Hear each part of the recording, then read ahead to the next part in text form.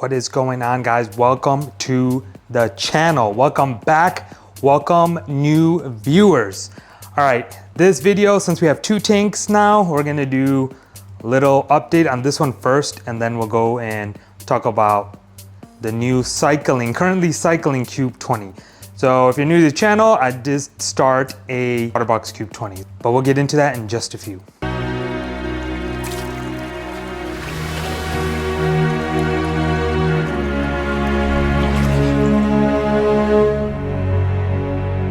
All right, guys, let's go over parameters and what's been going on with this tank.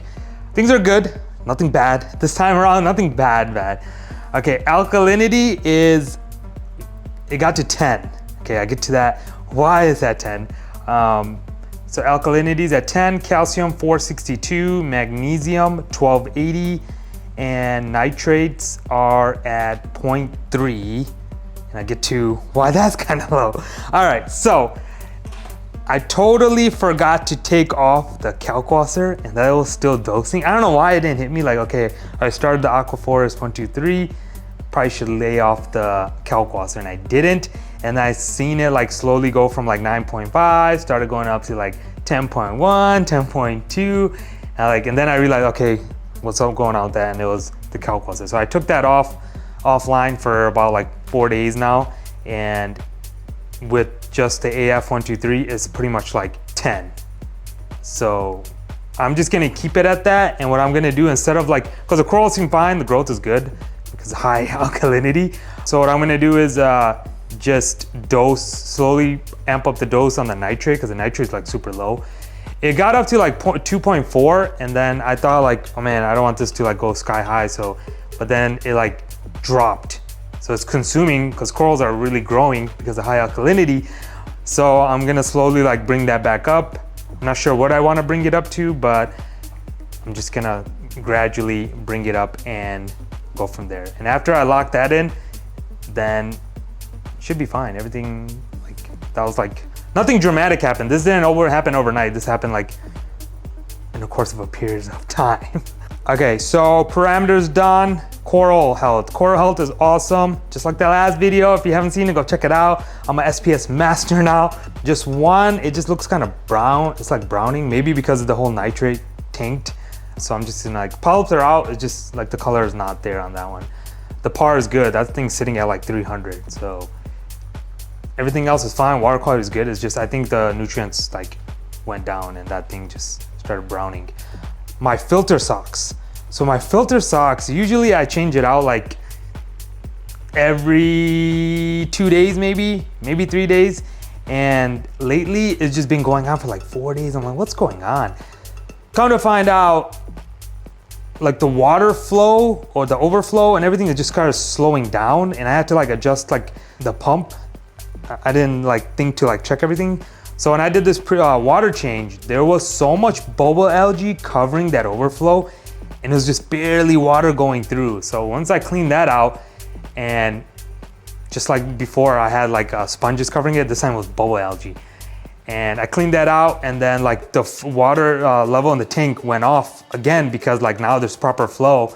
And yeah, I'm glad I caught that before like some kind of disaster happened and like backed up. I don't know, I told myself I was gonna check that every other water change, and I didn't. So practice what you preach, guys. Practice what you preach. But the bubble algae problem, it was weird because like, yeah, I have still some in here. I did order some emerald crabs. I'm just going that route. Do not want to get another fish. Everyone said get a fox face.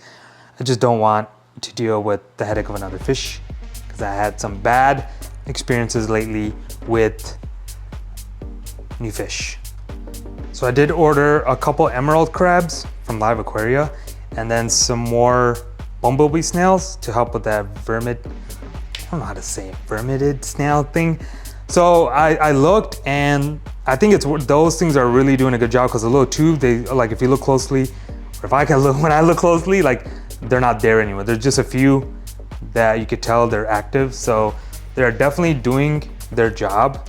So if you have that kind of pest issue, definitely look into bumblebee snails, and they will take care of it. It's better to get them sooner than later before it just takes over. Mine took over.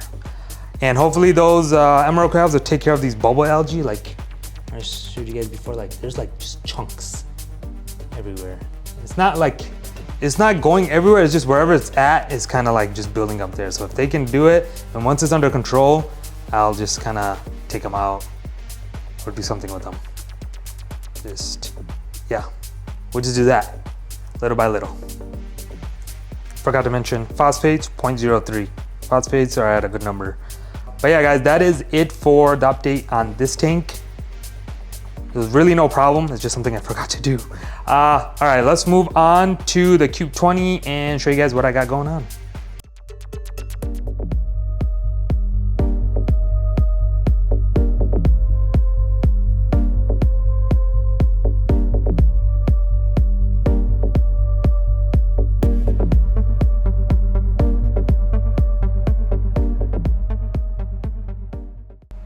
All right guys, here you go, the Cube 20. Light is on for video purposes, so don't get me for that. All right, so we went with the Kessil A500x. This thing is super nice, super overkill for this tank. I did test the par, and I'll do another video on that, how intense it is. The arm, like you could put this cord to there, but like it goes into the water and comes out. So I don't know like how I feel about that. So I just left it for now. I might just zip tie it nicely with, I don't know. Or maybe I just do it because people do it, so I don't know. But yeah, I'm using the little dongle thing for the app. The app is not, I can tell you right now, Kessil app is not so intuitive like the Mobius. People hate on the Mobius too, but like Mobius is pretty straightforward when it comes to Radions and all the Ecotech stuff. But I guess I wasn't used to it. I watched a short little video on YouTube from Kessil and it was pretty straightforward. Okay, so light, tank, rock. We got the AF rock, AF sand, cycling with Dr. Tim's. And today is currently day 6 on the cycle. Aquascape, I like it this time. I think last time I put too much. It's not enough flow. Right now I got 1 Neuro 3. I had 2. I'm using the other one in my Oceangaurd sump. But there's a good amount of flow, and then I'm using the AI Access. AI Access is at 60%, and I'm using these little generators, random flow generators on the return pump. Back chambers, as you guys know, cycling period, really you don't need nothing. I am using the Inkbird heater, and I'm using the old Duetto, Aqua Duetto ATO for now. I got the Tunes osmolator for this tank too, because I think it's solid. So I was like, just didn't hook it up yet. ATO reservoir is looking like that right now too. So still a lot to be done in this tank. I'm not rushing it, it's still cycling. All right, so Waterbox did upgrade their stands. It's definitely shorter, and then the opening is just up there. So let me show you guys how it was. See the height on this? This is the original one. Look, it's almost as high as the aquaforest one. And then, oh my God, it's gonna be a mess in here, guys. It's still a mess. But you see how the backing is open completely? It's not like that anymore. So it's pretty much shorter, and then the backing is different, it's more covered. But aesthetically, it looks better. Like it's more, like it's a cube. I don't know if that makes sense. Like everything just looks like it's like together. Because the other one, the stand was tall. It was like awkwardly tall. And then you got the small little tank on top. So now it's like, I feel like this is so much better now. It looks better. That's what I'm trying to say. All right, so the plan for this tank is once it's cycled, I'm gonna bring our little clownfish that's been living in the sump, and he's gonna be the first occupant of this tank. And then once everything stabilizes and I kind of get the tank where it needs to be, I'm gonna slowly start fragging some of those bigger SPS and just put some frags in here and see how they do. I'm not sure about a skimmer just yet. I still have the old skimmer, the Tunes.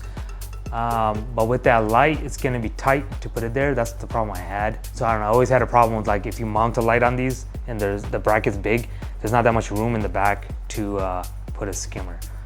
So it's gonna be like one fish, maybe cleanup crew. I'm not gonna go crazy with this one with livestock, and I could definitely control the feeding because last time I always like overfed this tank, and it's a small body of water. So like when you overdo something, it can like drastically impact water quality. I want to hear you guys' thoughts on my choice of light and aquascape. Let's have a whole conversation in the comment section. But that is it, guys. These are my little projects right now, and one is doing good, one is doing awesome. Really proud of that tank, and hopefully we can mimic that in this tank, since kind of got a hang of SPS. So as far as doser, I'm definitely, once everything is like I said, stabilized, I'm definitely gonna use the Aquaforest 123, but I don't know if I want to do the GHO doser or get something like standalone doser, something like cheap with like an app that I could just dose, because small tank, I don't know if I want to spend all that money and get a whole another GHO doser or the little thing to connect it to this. I just want to, yeah, I went like kind of expensive on the light. I don't know why. I just wanted to try Kessil because I never tried Kessil, and they say it's like super awesome for SPS. So we shall find out. All right, last thing. I was gonna do a whole video on this. I was trying to find an electrician to like ask some questions so I can have you guys like solid answers from a professional. Clearly, I am not in any means a electrician. Just plug things in the wall, make sure it's good, make sure it's rolling, we're good. But maybe I can get an electrician to get some like proper answers, but check your breakers, guys. I feel like everyone should do this, like before you get a tank, make sure like you have like, I think like it depends, like if you have this big of a tank, I think you should have like a 20 amp breaker. This room here doesn't have anything. I like cleared this whole room out just for this tank. But this room has a 15 amp breaker, and then I calculated everything on this, and when the heater runs, I'm at like 8 to 9 or maybe 10. So it's kind of like pushing close to the max of that breaker. And I was like, man, like I didn't even realize this the whole time until I put this. And I had a Q20 in this room. I know it was fine. It was up for 6 months, but now that it got in my head, I was like kind of paranoid. So what I did, I just ran an extension from this tank to the next room over. And that room doesn't have anything. It's a dining room, and there's only like one light in the ceiling. So I know definitely this tank is not pulling anything, but I just don't want to overload it. It's only one outlet here too. So this tank in this room is fine. I'm not gonna put anything else in this room. So if it was a 20 amp breaker, then we would have been fine. It's more than enough, because this tank, smaller heater, it's not gonna pull that much. But once you're pulling like 8 to 10 amps out of a tank and your max is 15, I don't know, it's kind of scary. And once you think about it, I know if you guys, after you guys watch this video, you guys go check that breaker box, and most likely it's 15 amps, because like nowadays they just put 15s because there's no need. Because for cost purposes, no point on putting 20 amp breakers unless it's like in the kitchen or there's GFIs, to my knowledge. So yeah, that's another thing you guys should like look into before, if you guys are setting up a new tank, like how big it's gonna be. If it's one of these, you'll be fine. But if it's like something big where you can have multiple lights, big old 600 watt heaters, definitely I would say get your electrical, make sure everything is good before you jump into that, just to have a peace of mind, because things can get dangerous, guys. Things can get dangerous. Anyways, I will catch you guys on the next round. Hopefully you guys enjoyed this video. If you haven't already, subscribe to the channel. I appreciate everyone watching so far, and see you guys in the next round.